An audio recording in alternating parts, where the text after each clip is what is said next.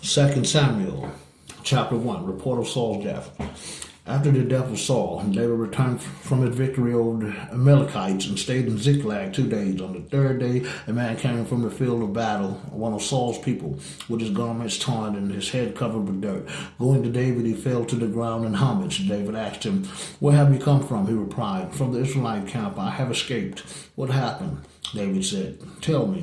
He answered that the soldiers had fled the battle, and many of them had fallen and were dead, and that Saul and his son Jonathan were dead.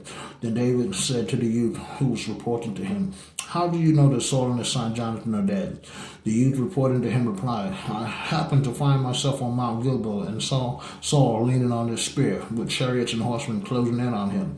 He turned around and saw me and called me to him. When I said, 'Here I am,' he asked me, 'Who are you?' And I replied, 'An Amalekite.' Then he said to me, 'Stand over me, please, and put me to death, for I am in great suffering, but still alive.' So I stood over him and put him to death. For I knew that he could not survive his wound. I removed the crown from his head and the armlet from his arm and brought them here to my Lord." David seized his garments and tore them, and so did all the men who were with him. They mourned and wept and fasted until evening for Saul and his son Jonathan, and for the people of the Lord and the house of Israel, because they had fallen by the sword. David said to the youth who had reported to him, "Where are you from?" He replied, "I'm the son of a resident alien, an Amalekite." David said to him, "How was it that you were not afraid to put forth your hand to desecrate the Lord's anointed?"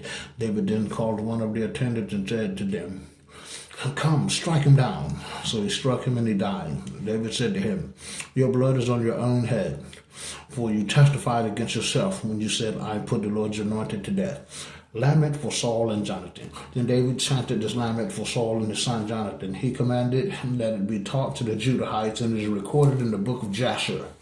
"Alas, the glory of Israel, slain upon your heights. How can the warriors have fallen? Do not report it in Gath, as good news in Ashkelon's streets, lest Philistine women rejoice, lest the women of the uncircumcised exult. O mountains of Gilboa, upon you be neither dew nor rain, nor surging from the deeps. Defiled there the warrior's shield, the shield of Saul, no longer anointed with oil, from the blood of the slain, from the bodies of the warriors. The bow of Jonathan did not turn back, nor the sword of Saul return unstained. Saul and Jonathan, beloved and dear, separated neither in life nor death. Swifter than eagles, stronger than lions. Women of Israel, weep over Saul, who clothed you in scarlet and finery, covered your clothing with ornaments of gold. How can the warriors have fallen in the thicket of battle? Jonathan, slain upon your heights. I grieve for you. Jonathan, my brother, most dear have you been to me. More wondrous your love to me than the love of women. How can the warriors have fallen? The weapons of war have perished.